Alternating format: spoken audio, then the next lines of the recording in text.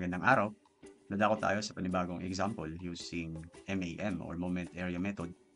Okay, this time, uniform load naman yung ating loading, no? Na may isang direct load.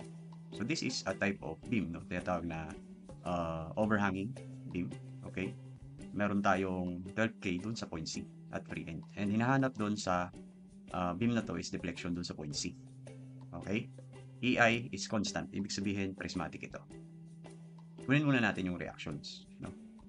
So, yan. RA is 26 kN sa A and RB is 46. Paano nakuha yun? So, 2 times 30. Ito yan sa gitna. And if I take moment at B, the moment arm is 15. And then that is clockwise, counterclockwise. While the 12K is clockwise. So, 12 times 10 minus counter. Positive clockwise ko.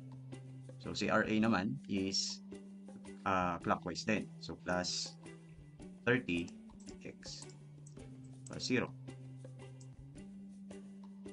Yan. So, meron tayong 26 na reaction dito.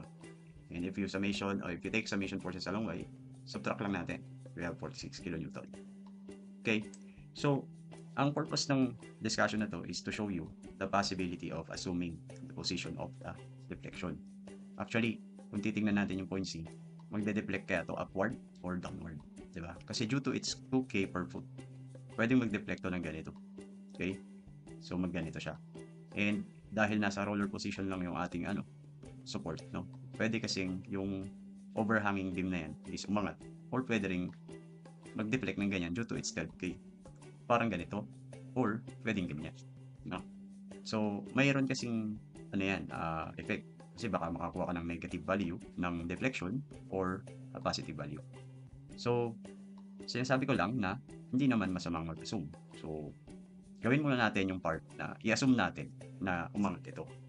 Okay? Ganito yung magde-deflect yung ating beam, no?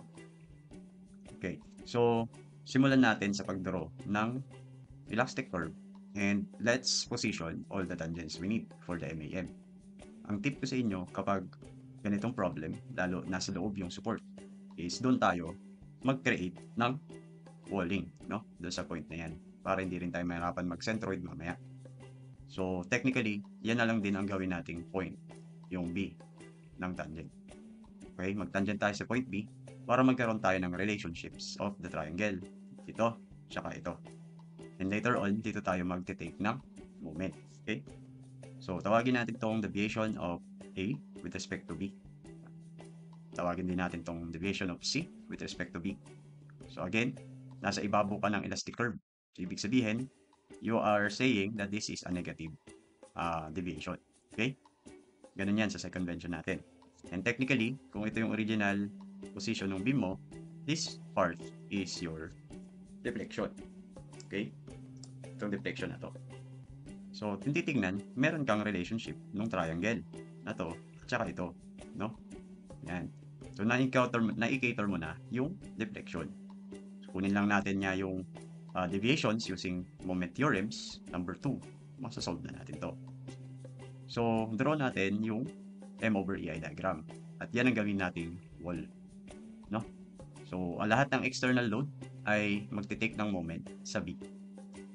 Unahin na natin yung reaction sa A. That is 26 times 30. So, 780. I-divide natin ang EI. Tapos, yung uniform load is, yung area niya is second degree. No? It's just 2K times 30, 60, times its moment arm. From the centroid to point B. So, 15 times 60. So, we have 900. Okay? So, negative po kasi pababa yung uniform load na yan. Tapos, ito second degree. Tanda natin na, second degree to. Then, lastly, yung 12K. Magtitake ng moment sa B. 12 times 10. We have negative 120. Pababa kasi siya. So, yun lang yung areas natin sa M over E diagram. So, yung simplicity, okay, na yung convenience na pinili natin yung point B as our wall or point of moment is mas madali tayong makakuha ng centroids, no? Yan. So, the relationships that I'm talking about, okay, from geometry of the elastic curve is, una, yung similar triangles. So, YC plus TC over B, di ba? with the ratio of its length, 10, is equal to the, or similar to the big triangle. Ayan.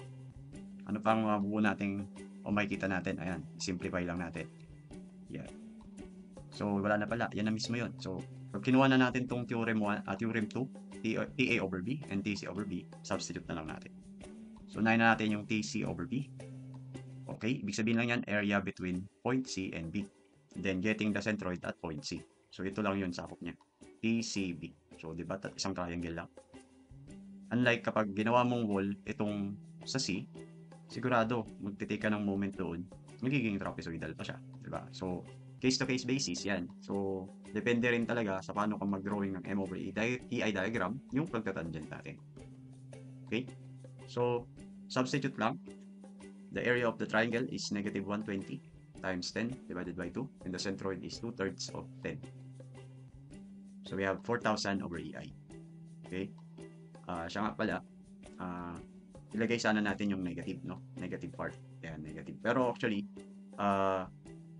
understood naman na yun, no? Since our TCB, sabi nga natin, is negative deviation yan. Okay? Dahil nasa ibabaw ng elastic curve. Yep. How about TAB? This is a positive one. Kasi, okay, lumalabas na nasa ilalim siya ng elastic curve. But the area we are considering is between A and B. Okay? So, medyo meron yata akong technical dito. Hindi po to C, B to B. Okay? Area between BA. And then measured from point A, yung centroid. Then substitute. So we have two areas. 780 times 30 divided by 2. And measuring the centroid of the triangle to the point A is 2/3 of 30. Minus the area, okay, of this second degree curve. That is, kung maalala nyo, ang binigay ko sa inyong technique, okay, or formula, di ba, is so 1 over n plus 1, okay, para sa area, and then BH. Pangit ang sulat, okay. Pangit ang sulat nun. Ayan. Ulitin ko, ha. Okay, 1 over, okay, sorry. 1 over n plus 1, then BH. So, para maalala nyo, ang n is the degree of the curve, 2. O yung base mo is yung 30. Tapos yung height mo, ito, 900. So, that is 900 times 30 over 3. 2 plus 1. So, that's minus, ano? That's minus. Yan, dahil nasa baba siya. Okay. We have 3/4 of 30. Saan naman galing yung 3/4 of 30? Centroid of this area to point A. Ang centroid naman, kung ito ang area, ang centroid is 1 over n plus 2 naman ng base. So, if you have 2 as n, so we have 2 plus 2, 4 ng base. So, 1/4 ng base. Ang base na tinutukoy ito. So, 30. 1/4 ng 30. Kung galing ka sa base, ay kung galing ka sa high value ng triangle, ay ng area, Dito yung 1/4. Dito yung less ng 1/4. So, kung may 1/4 tayo, so 1 minus 1/4. Yan, 3/4, no? Kung may 1/3 tayo kanina, may 2/3. Kung may 1/4 tayo dito, may 3/4. Okay? Ganun lang. So, finally, we have 31,500 over EI. O, diba? Substitute mo lang doon sa ating nabuong relationship. So, we have this area. Okay? We have these values, and we have YC of 0.194 inches. And nung nilagay ko yung mga constant, okay, so E is 29,000, I is 2,000, yan, nakakuha ko nito na positive. Tingnan nyo mabuti, positive yung nakuha natin. Ang ibig sabihin, yung assumption natin kanina na ganitong position is tama. Okay? Tama lang na umangat siya dun sa ating point C, sa level ng point C. Okay? So, let's try to change the scenario. For example, nag-assume ka nga na paganyan naman. Kung titignan mo, okay, wala din naman din pinag-iba. Ganun lang din naman yung steps mo. Okay?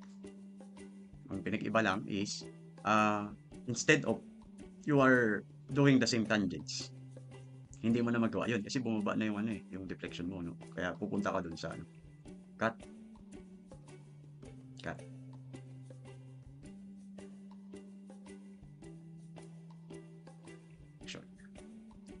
So next, punta tayo doon sa isa pang senaryo. Just in case na nagkamali ka ng, hindi pala nagkamali. Just in case na nag-assume ka na bumaba. Okay? Yan. So technically, yung M over AI diagram mo, hindi magbabago yan. Ganyan pa rin. Diyan ka pa rin sa B. Pero yung tangents mo, okay, hindi mo na gagawin yung tangent doon sa point B. Why? Kasi, hindi mo iisipin na mag-similar triangles ka dyan. Kasi hindi naman makakabuo ng triangle yan na similar dito sa kabila. So technically, doon ka mag-tatangent sa A. Tapos, ang gagawin mo to have similar triangles is itong triangle na malaki tapos itong triangle na to. Itong deflection na to, yan yung YC na bumaba. And kung titingnan mo, itong curve na to, itong elastic curve na C is the deviation, okay, of C with respect to A. And itong D na to, meron din siyang deviation, okay. Again, deviation is not a deflection, deviation niya. So, similar yan, di ba? So, pwede nating sabihin na itong okay, side na to over the 40 is similar to this side over the 30. Yan. Yan yung relationship na nabuo. So, theorems. So, between ano muna tayo? C and A. So, yung buo. No? Buo. Yung huli natin buo. Ayan siya. Okay? So, meron lang tayong area ng triangle. Ayan siya. And then, the centroid is sukat from point C. So, kaya may plus 10 tayo dito. Tapos 1/3 ng 30. Then, 900 times 30 over 3 area ulit ng second degree curve. Ang centroid niya measured from here to here, 1/4 naman, 30 plus 10 and then minus 120 the triangle, the small triangle. Ang centroid niya naman is measured from point C, we have 2/3. Finally, we have TC over A, 72,500. Then, we have the TB over A. Between B and A, yan, and measured from the B. Tandaan natin kung saan tayo nagtitake ng deviation, doon ka mag-measure ng movement. Okay? So, substitute. Dalawang area lang ulit. Yan. But this time, 1/3 yung isa, this is a 1/4. Okay? Tandaan na, dito tayo nag-measure. Then, we have 49,500. So, substitute na natin doon sa nagawa nating equation. Okay? Okay? Yun. Nagkaroon tayo ng negative 6,500.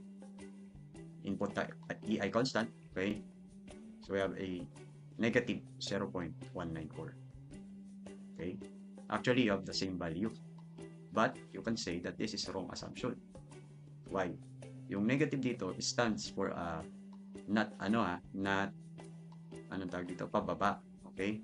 Hindi siya katulad ng double integration method na by equation, nakakakuha talaga tayo ng actual sign ng deflection. Pag sa DIM, pag positive ang lumabas doon, ibig sabihin, pataas talaga yung deflection mo. Pero dito sa MAM kasi, yung sign convention, kung paano tayo nag-set ng deflection natin, tapos lumabas na positive dito sa sagot, ibig sabihin, tama yung pag-set mo sa simula pa lang. Kaso, ang pinapakita nito, nag-set tayo na nasa ilalim ng deflection mo. Tama naman yung lumabas. Ibig sabihin, tama. Hindi masamang mag-assume when it comes to value, tumatama. Kaya lang, mali yung posisyon. Sinasabi sa iyo ngayon ng sagot na to, na mali yung posisyon mo. Dapat, baliktad.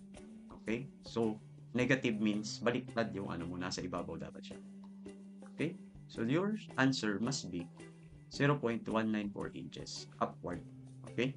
So, dun pala talaga dapat tayo sa first scenario natin. Okay?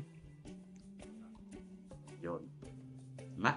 So, again, wala naman dapat ikabahala. Hindi magsasayang ng oras kasi kung nagkamali ka man ng assumption, same answer lang. Ibig sabihin, magkaka-negative lang, baliktad lang. So, maraming pong salamat sa panonood and this is another example for MAM. Please like, share, and subscribe na rin. And sana po, lagi kayo mag-practice. Ayan. Salamat po. Let's go! Let the music play. It's time to celebrate.